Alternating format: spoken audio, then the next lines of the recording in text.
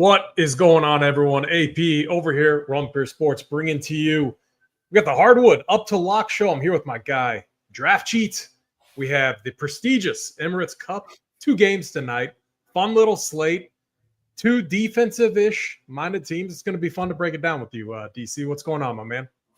Yeah, not a lot. Smaller slate today, but we do have, a little bit more riding on these regular season games. Obviously, the NBA.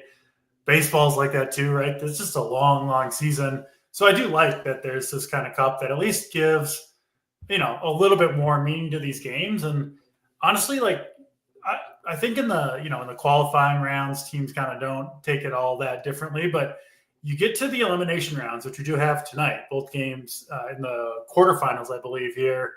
And the players care, right? I mean, you'll see it in the minutes. The stars will play more minutes tonight. You'll see teams, I think, or coaches be more willing to move away from their standard rotations, right? If things aren't working, they'll be quicker to pull the plug, that kind of thing. So, it adds a little bit to these games for sure. And, both of them, I think, should be fun NBA games to watch. So it is kind of, I don't know if you look at the NBA schedule overall, AP, but it's there's way fewer games over the next, 10 days or so, which that part is a little bit annoying because it's obviously more fun to play big slates. But yeah, it's fun to have kind of the marquee, prime time-ish matchups. And I'll say this too, these 2-game slates are some of my favorite, both for football, basketball, when there's time in between the games. And if you're willing to put in the work and be at your computer, if you've got a good lineup, you can kind of see what other people have that you could potentially catch, or if you're trying to just go for the min cash, it adds some real game theory into it too, if you're willing to kind of try to grind for those edges. So should be a fun one tonight, and happy to be breaking it down here with you.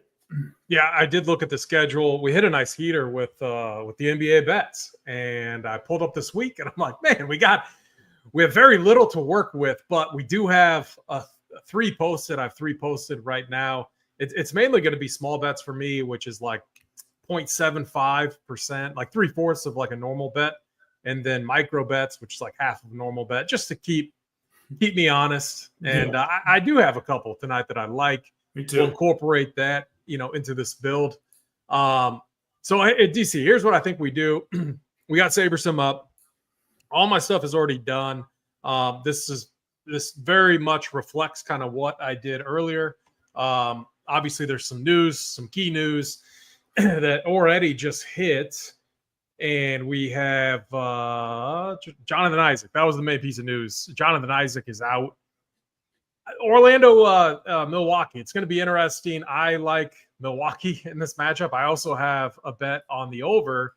And the reason for my bet, it's pretty simple. These are 2 defensive-minded teams, especially Orlando. Milwaukee's been playing a lot better, especially shooting the 3 ball, which I think is going to be huge tonight, which is why I think Milwaukee wins and potentially by a decent margin. But you have Mr. Cole Anthony that's back in our lives that's going to have to play mid-20s minutes.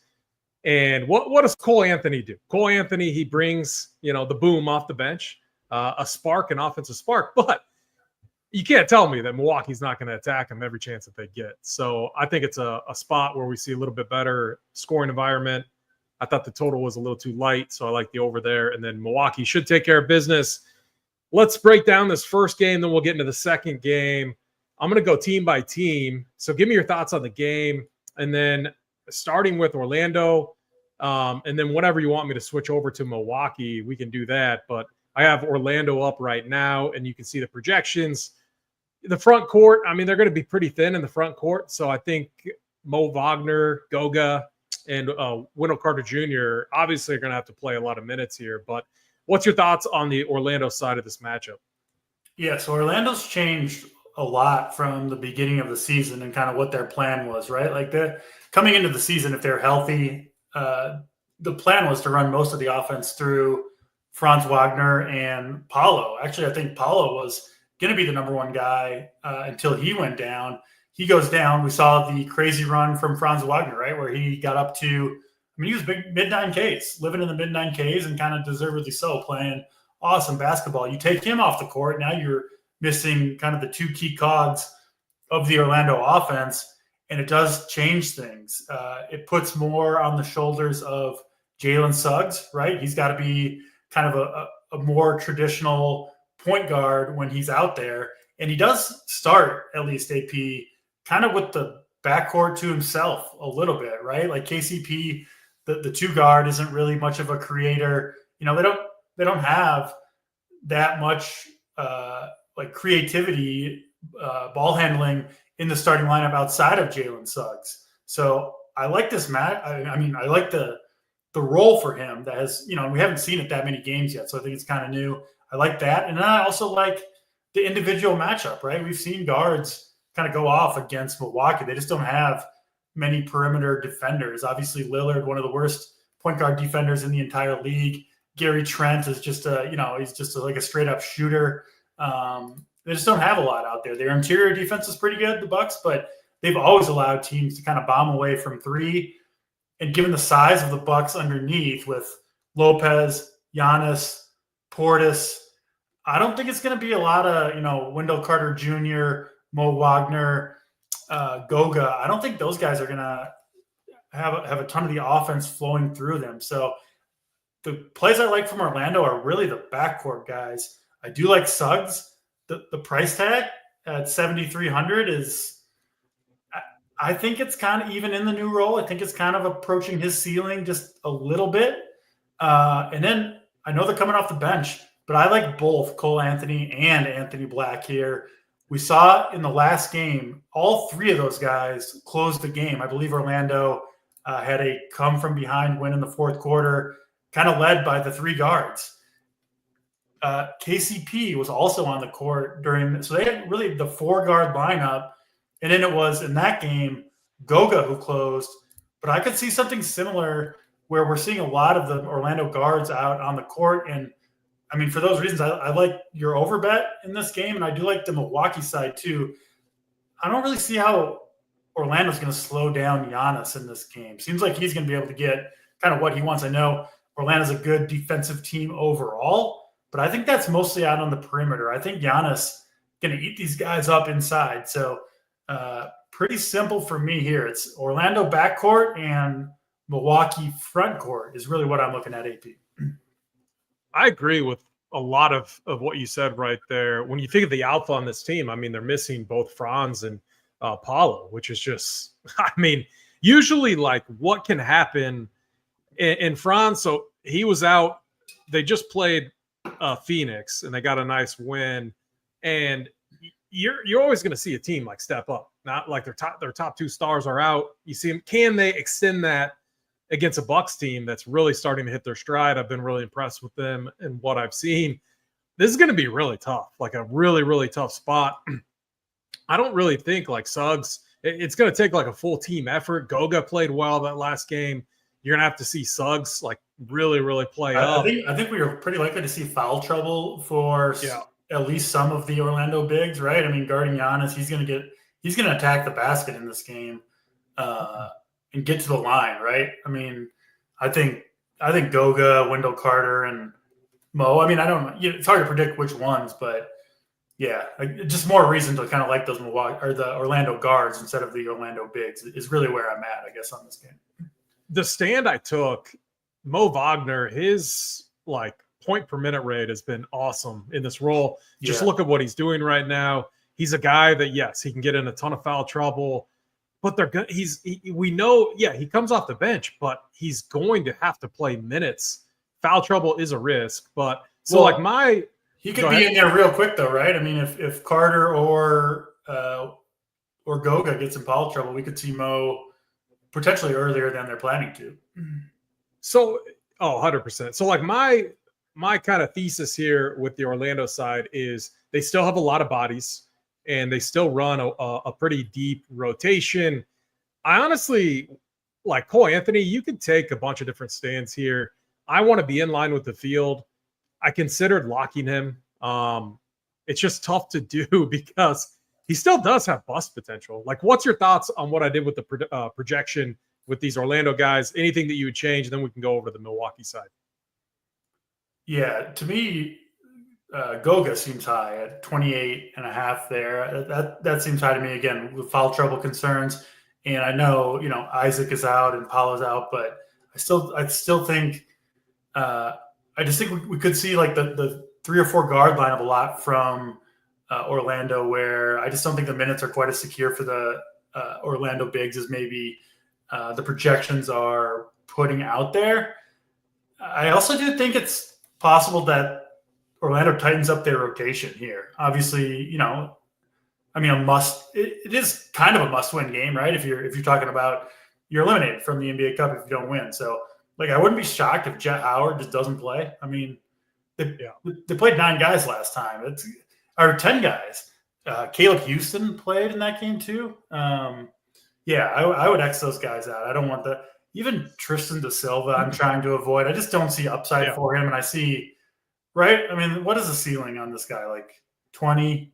I mean, he hasn't been good. He's just a first-year role player out of Colorado, right? So the floor is like single digits and the ceiling is 20. That's not really someone I want. So he's off my list. And then, the rest of those guys I think you can absolutely mix in is how I would approach Orlando. Yeah. Let's go to the Milwaukee side. I felt like this side, my take here is, so we know Orlando, they're still a big team. They always play big. Wendell Carter Jr. and Goga starting. I honestly think, like, my big stand on the Milwaukee side is I'm over on Bobby Portis. We saw recently, and especially last game, they were running more Bobby Portis and Giannis out there at the same time. You get kind of this core group with Middleton coming off the bench, getting likely 22 to 24 minutes. Since he has the ability to be such a strong point per minute producer, I did want him in my pool of 150 builds. And so I was pretty aggressive with his projection. Brook Lopez, in my opinion, he's just been a statue lately.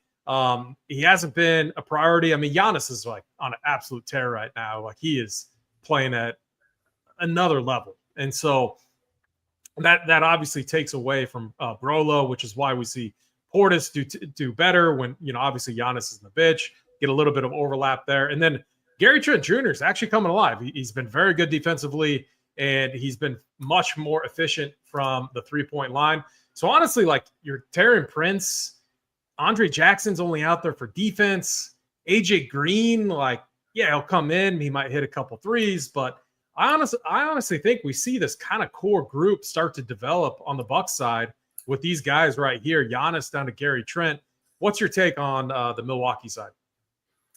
Yeah, oftentimes with Milwaukee, and you can't do it as much on a 2-game slate. On the bigger slates, right, 5+ games, whatever. Oftentimes Giannis is like the only one that I really want from Milwaukee when they're healthy. He just does so much for the team, leading scorer in the league, but also, rebounds. He does a lot of the playmaking, and it's just kind of hard for anybody else to really go off if he himself has a good game. Obviously, a 2-game slate does change that to some degree. There's fewer options to choose from, so you got to kind of, at least consider everybody, whereas a bigger slate, you can kind of write off, frankly, a lot of the slate. I like the Gary Trent call. He's someone that I'm looking at, especially on DraftKings, obviously, shooting the 3 ball. And if I'm right about the Orlando wanting to go small, which especially if Orlando falls behind in this game, they're going to want to pick up the pace. I think they could really get the guards out there. That makes sense for Gary Trent to be out there in that situation. And if this game picks up, that's where you see a lot of, you get some more wide open threes when the teams get running a little bit, which it seems like we both think could happen in this game, maybe more than people perceive. So Trent makes sense. Curious where you are on Middleton. I see you've got him projected for 25.1 there. What does he play? 20 and 23 minutes in the first? He's going to be I have him at a cap of 25 minutes, but my reasoning behind it is it's okay to get okay, never. I thought we saw a different starting lineup. On these 2-game slates, it's okay to get a little bit different. We've seen, so when Middleton in these situations, going back to last year, when he's kind of ramping back up, when he comes in for the second unit, usually one of Dame or Giannis is on the bench. Middleton's his usage rate skyrockets. He need to be very efficient? Yes, he does. But the opportunity is going to be there for him to at least, he could get in the 30s in 24 minutes of play. It's a tough matchup for sure. But on 2-game slate, I think there's crazier ideas than like not at least including Middleton in your pool of players. So I took an overstand on him from a projection standpoint. I didn't get a lot of them, but I think in my 150, I had about 12%, something like that. And what a Saber, I think, yeah, 12 to 15%. Saber Sim, they got him at, 13%. So yeah. I'm probably slightly over the field on Middleton. I wonder if it's possible he plays more minutes than people are projecting. I would guess that they want to be cautious with him, but it is, the NBA Cup game. If he's playing well, he's been back for 2 games. He didn't play yesterday. They do not play tomorrow. I think it's at least possible they push Middleton closer to 30 here. If he's rolling, he looks good. If the game's close, those types of things. So I think he maybe has a little bit more upside than he's given credit for. If you're playing him, I wouldn't really want to play him. Like he takes minutes away from, the Gary Trents of the world to some extent. Like I think if I was playing Middleton with Giannis, I would probably stop there with the Bucks. I don't know if I would go to a third, but then Portis, especially with the kind of the positions, because I think guard is pretty loaded. I think Portis does make a lot of sense. You have it ranked up about how I would want to, certainly in terms of the projections. But in terms of like my interest, I think it's definitely Giannis number 1 with the Bucks. Yeah. Then I think it would be close between Portis and Trent for 2 and 3. And then I would say Middleton 4.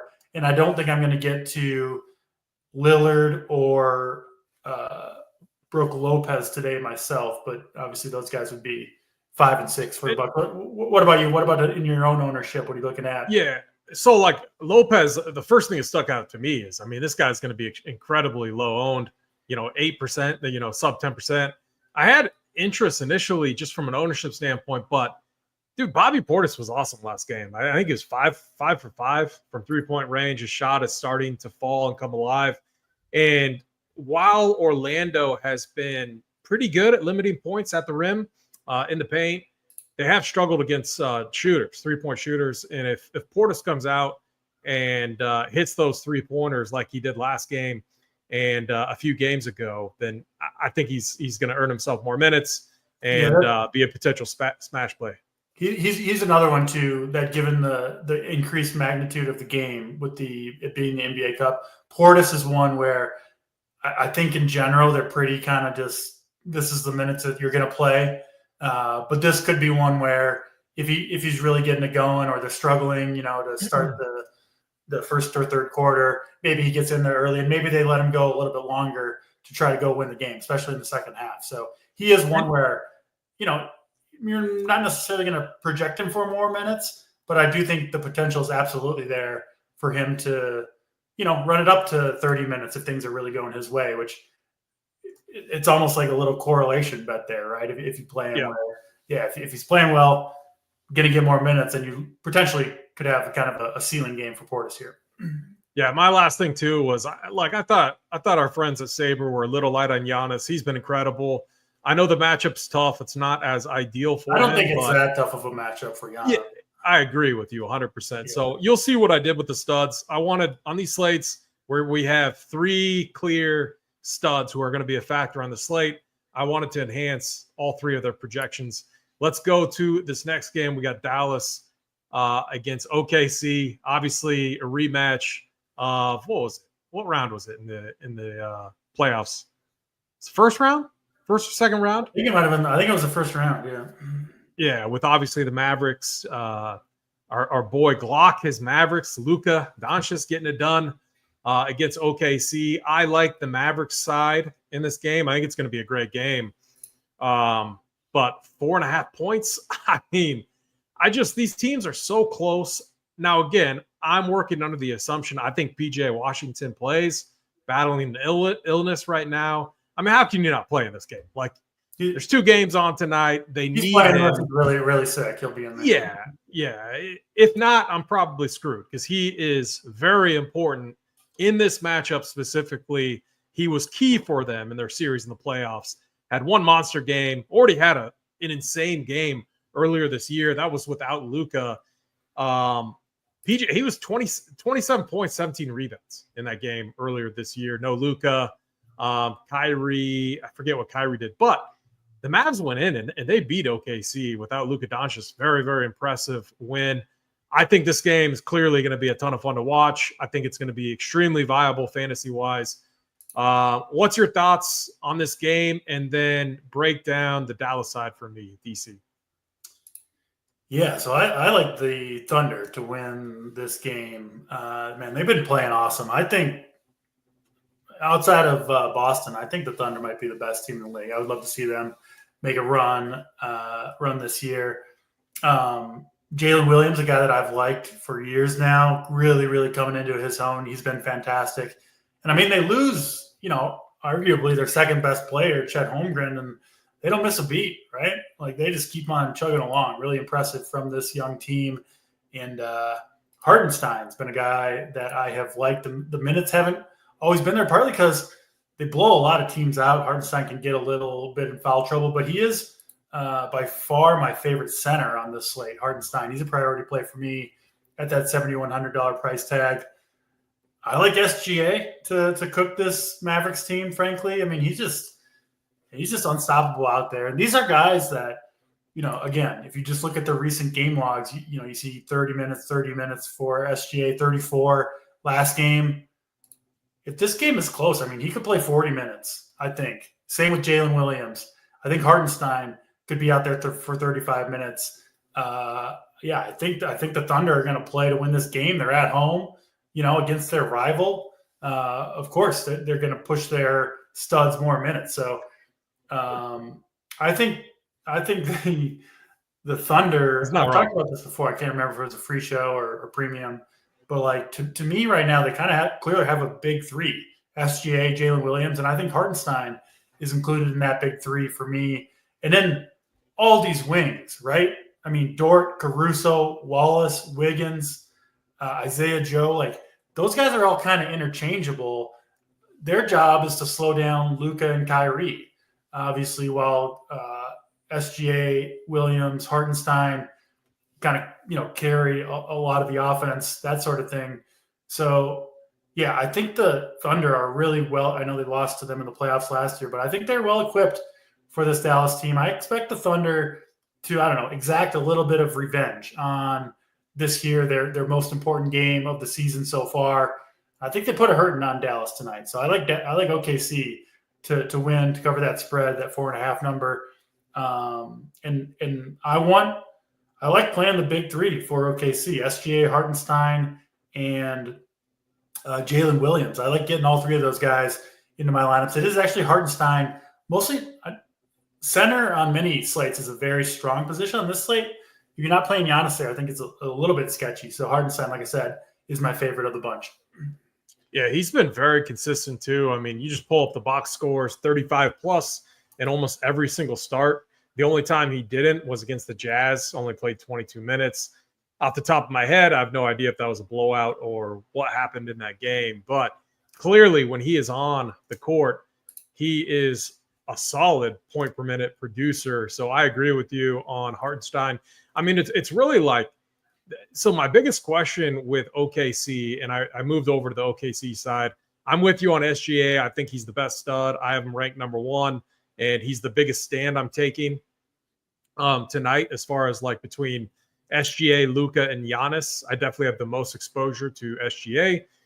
You get this kind of like Jalen Williams and then Isaiah Hartenstein, both two just consistent performers. Like it's almost like the Knicks in the way where the production just comes. And then they also have the ability to break a slate. I mean, even in their last game, Jalen Williams, a 50-piece against the New Orleans Pelicans in 34 minutes, too. So you get this kind of nice, not guaranteed, obviously, but predictable production from those core three.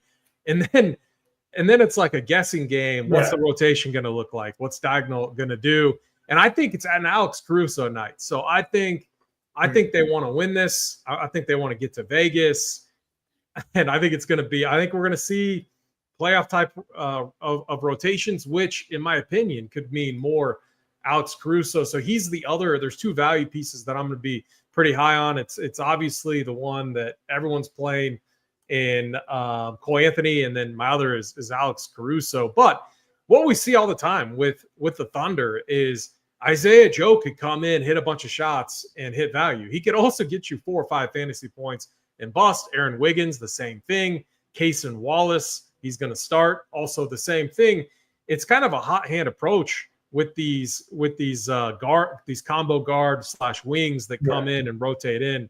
But Lou Dort is obviously going to be the staple defensively. They're going to need him on either Luka or Kyrie. And and then it's obviously whoever's hot. But honestly, I think if you're OKC, wouldn't you want to prioritize SGA, Caruso for however many minutes he could play, Lou Dort, Jalen Williams, and Isaiah Hartenstein? Like that core 5 right there, that's a beast of a lineup. You know what I mean? Yeah. What I'm doing with like I said, I like all of SGA, Jalen Williams, Hartenstein. Those guys are core pieces of my lineups. And then I'm with you. I think you can kind of mix and match these guys. Dort, Caruso, Wallace, and Wiggins are the 4 that I like the best. But I don't really want to play more than one of them in any individual lineup. Certainly not more than 2.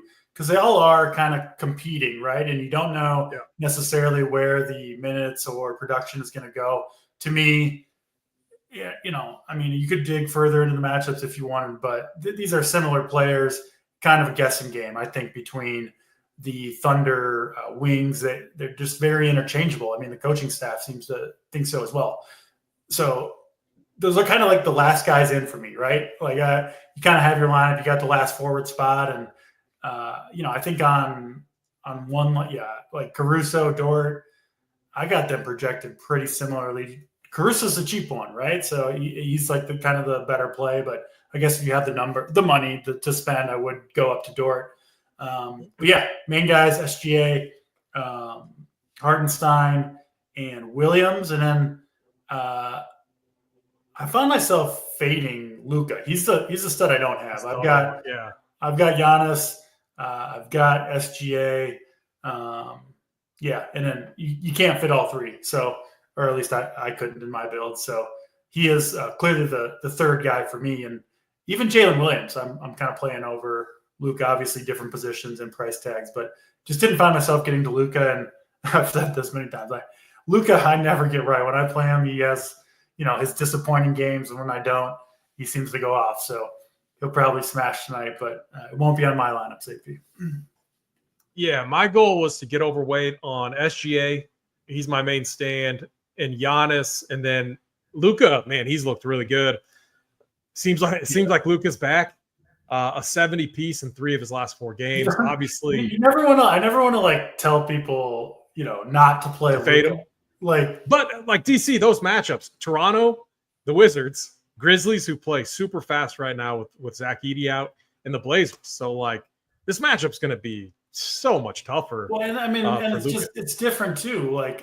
The matchup is way tougher, and just the level of defensive intensity is going to go way up. I mean, the Thunder, they have the skilled, tough wing defenders and a really smart, good coaching staff. And that they are geared up for this game. So not that Luka couldn't go off, but the Thunder, no question about it. Their game plan here is going to be to make it as tough on Luka as possible. And they've got the personnel to do it. I think Lou Dort, he's got to be a top 5 on-ball defender, right? So of course, Luka could still get the job done. But if we're, what are we trying to do in DFS? We're trying to take the path of least resistance when we can. To me, SGA and Giannis have a kind of just a clear, easier path. But of course, Luka, can always make us look foolish for that. Yeah, I'm with you. So, and we'll see. I started the build process right now, but I clearly wanted these 3 kind of in their own tier, rightfully so. I imagine it's going to leave me under on Dame, which I'm fine with. Likely under on Kyrie, which, I mean, I'm a little concerned about. Like, I feel it's just the other thing, too, about Dallas. There's just so many mouths to feed, too. And it is far more difficult for like a Luka and Kyrie to hit their ceilings. I guess the elephant in the room is Clay. We didn't talk about him. I can't do it with Clay. He ate 16 shot attempts last game. I mean, they're gonna need him to shoot in this scored matchup. 12 fantasy points on a 16 shot attempts. He's so the thing is he's 4,600, which he's in that range of like a KCP. I mean, who are you playing, KCP or Klay Thompson? They're basically the same price. I don't have either guy in my 4 lineups. So. I mean, but if I had to choose, I would play KCP. How do you rank those 3, adding in Lou Dort? Because they're all about the same. Dort number 1, clearly number 1 for me. Isn't that crazy? This is a dude that couldn't hit a shot. I don't love Lou Dort. I mean, I just want my 20 fantasy points, Lou. Come on, get the job done. We can stop these. I want to see what some of these builds look like. We'll pull these up. Yeah, I would agree with you. Lou Dort, Klay Thompson, and then KCP, kind of a toss-up for me. We'll run the contest sims. I got to zoom out. I can't see any of this on my own screen. I can't tell if Big T's trolling me with this comment or not. Defensive intensity does always bother Luka. Probably a troll from Big T there. That's all right. All right. This one quick note, like this autofill feature on SaberSim is a ton of fun if you have all of your stuff reserved, and it's a cool little feature. If you want to learn more about it, I can send you a link that will describe it a lot better than what I could describe it as. But for me, why I like it is I can go and register. Like, let's just say you want a bunch of, small to medium size contests. Like you'll see in there, I had like $20 3 max, the $12 single entry, a bunch of those. And it's going to pull the best ROI build for that specific contest, and it's going to auto filter it in. And for me, it's a ton of fun. I'll look after to see what the build looks like in, where it lands and everything for those contests. But it takes, it kind of takes the human element out of it. If my numbers are solid, I'm trusting it to mix and match everything into the right contest. Let's look through some of these builds. And if anyone has any questions, throw them in chat. We can get them answered. All right, DC. This build right here, I think it's pretty interesting. I think we're going to be very similar in that OKC is going to be the team that we're most heavily targeting. You'll see right here we have 4 players, which I'm perfectly fine with, even on a 2-game slate. My one concern would be, and we talked about it, Isaiah Joe in there with the Alex Caruso. Outside of that, I'm fine playing Hartenstein and SGA. We got Cole Anthony in there. We got Giannis and Portis, which honestly I think is kind of interesting too. I think you can play Giannis and Bobby Portis together, and then get Daniel Gafford rounds it out. Talk to me about what we're seeing here in some of these builds. Yeah, first one looks pretty good to me. I'm not personally on Gafford, and then, yeah, like you said, the 2 OKC wing thing, I don't think is ideal, but the SaberSim probably knows better than my brain, so maybe it's just fine. Next build, you want to scroll down to the next build there? Yeah, I was going to actually pull up. Let me just see what it likes for the – let's do a single entry. And we'll look through the single entry builds. All right, so that's the one we just looked at. Yeah. And look at Gafford's projection. It's not like we went crazy on Daniel Gafford. I don't mind it because he's going to get the backup run. Him and Derek Lively pretty much playing the same minutes. If we get more of my thought is if we get more of Gafford in the non-Hartenstein minutes, I have a lot of interest in Gafford in that situation. I think Hartenstein obviously is a much tougher matchup because they probably, when Hartenstein's off the court, they make sure Jalen Williams is in there playing the 5, since he was their center when they had no bigs. So I would rather have that matchup than Lively, who we assume will start, and be matched up with Hartenstein more so on the court together. That was my thought process with bumping Gafford over Lively. That makes sense. I think I have Lively on one of my three and not Gafford. This one's interesting. I guess we did get Dame in there, which he's 9K. I don't hate it. I do hate this part though. Aaron Wiggins and Isaiah Joe. I cannot play those two guys together. In hindsight, obviously if we were rerunning this and I was actually putting these builds in, I'd consider a group rule, like putting Aaron Wiggins, Isaiah Joe, and probably this lineup has Joe, Wiggins, and Caruso. We can't have that. Yeah. Could it happen? Yeah. That's why I hand build my lineups AP. I'm not getting 3 Thunder Wings. And it's kind of a common theme when I'm looking at some of these builds. I don't mind this one. Wendell Carter, I know I was a little under on, but still I don't hate it. The Giannis and SGA type of build. Is there anything that you want to see? Here, I can do this. I can sort it by highest projected score as well. And we can sift through some of these builds. Yeah, what does it think the optimal is? So our optimal is right here. Cole Anthony, your optimal, right? Because you changed. Yeah, my optimal. Yep. Yeah. Which I don't hate this. I feel very confident in these 4 OKC guys. Lou Dort, we talked about him. Hartenstein, this one looks more like my lineups. Yeah. One piece, Giannis, and if we're gonna have one Bucks piece, I want it to be Giannis. He's the Buck and then SGA. I love that first one. Maybe it makes sense since it's the top projected score, but I do like that lineup quite a bit. I don't hate this one, but again, you're relying on Klay Thompson. Can he hit shots? It's the price that's obviously forcing him in there. Man, he's dusty. He's obviously dusty, but we didn't get any. You must have Washington. What'd you give Caruso for a projection? He's 21.35. How much? 21 points. Okay. 21.35. Yeah. So you can see here, and that was that's a big stand that I'm taking. I think in my actual stuff, I was around 70% on him. And it's very similar to Cole Anthony, probably like 60 to 70% range. But it does look pretty similar to this. Let me look at the Gary Trent lineup. I think these are really interesting with how he's been playing. Goga,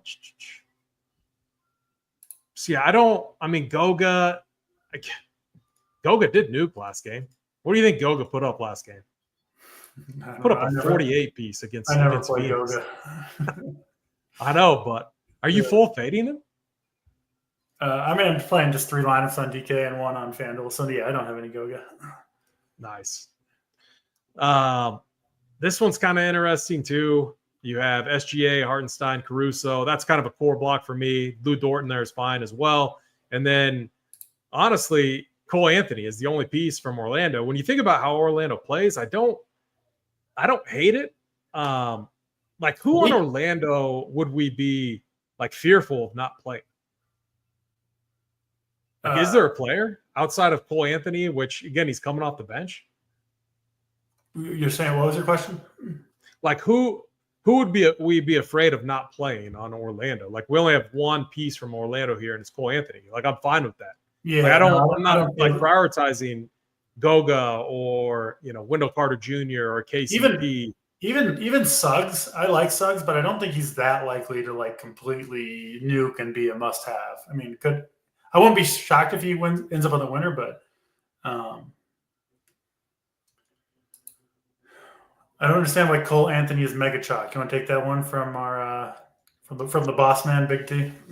Yeah. So no Franz, no Paulo. What we saw last game is they need scoring. They don't really have a lot of it, and they gave Cole Anthony extended minutes, 28 against Phoenix. He was hot. He closed too. Mm-hmm. This is why I'm trying to be more in line with the field. I don't think it's a play that you lock or anything like that.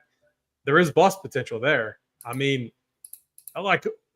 If this game stays close and if he's not hitting shots, he's probably not closing. Why would he be in there closing if he's not hitting shots and the game's close? It would obviously be more of a defensive type of lineup. I do think that they're going to need the potential scoring that he can provide off the bench. It's just, and his usage rate is pretty crazy when he actually gets run.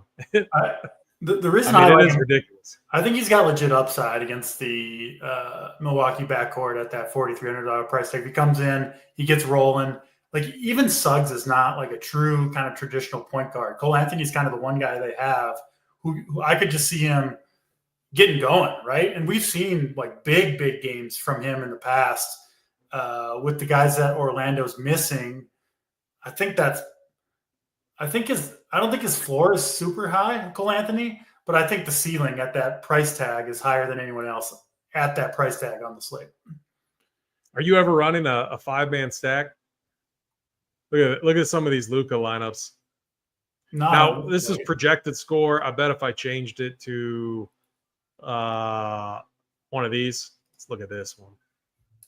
Might look a little bit different. I mean, to get the stud, you do have to just force in a ton of punts. That's why that's why Luka, like, what do we need from Luka to be optimal on the slate? You probably need one of those monster 70 pieces, maybe. It just depends on what SGA and and depends what the upper mid tier range. Like if Dame goes off or Kyrie goes off, then you're kind of in trouble. Yeah.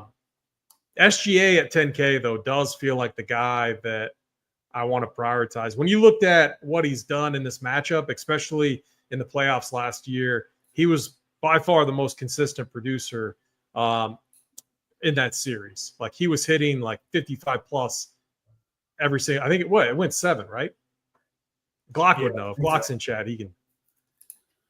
Wendell Carter Jr. is playing. Yes, I think SGA I think is going to smash. This is a point that I was thinking about earlier too. Like his shot has looked really rusty, but the opportunity has been there. Like he's put up 20 plus fantasy points and he can't even make a shot. If his shot is on point tonight, that's why I said at 24 minutes, he has upside at that price and no one's going to play him or he's going to be very low owned and rightfully so. There's a lot of risk there, 5,900. But I do think he can get there. I think Bobby Portis, though, is the better play between the two. 30 plus minutes, far more likely from Bobby Portis than Chris Middleton. Yeah, I agree with that. Any other questions? Oh, Middleton, unplayable. I don't think so. I think if you're running multiple lineups, you can definitely play him.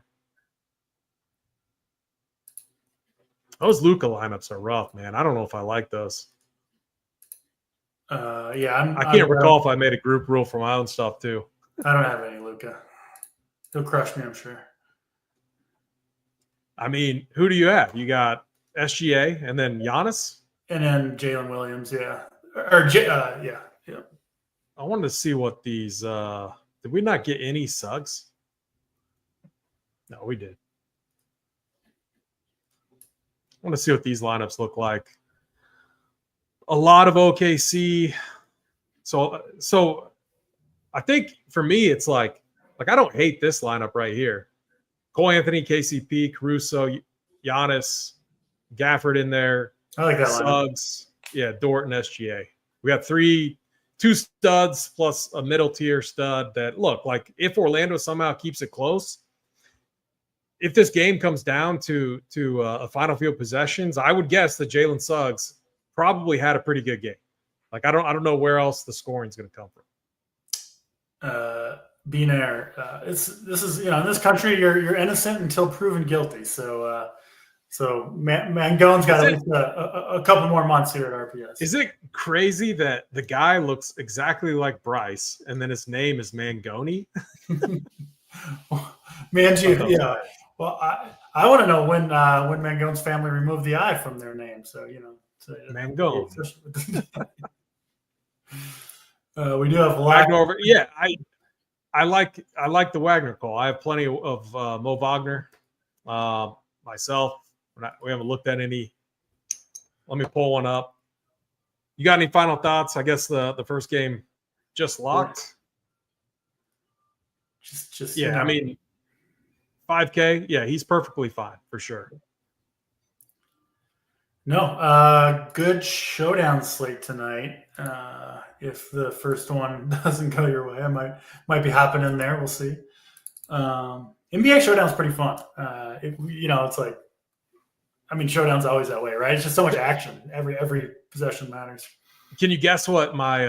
I mean, this is the most obvious. So like my for the first game showdown, I don't know why it's not loading. Pretty sure it's like 90% Giannis. Yeah.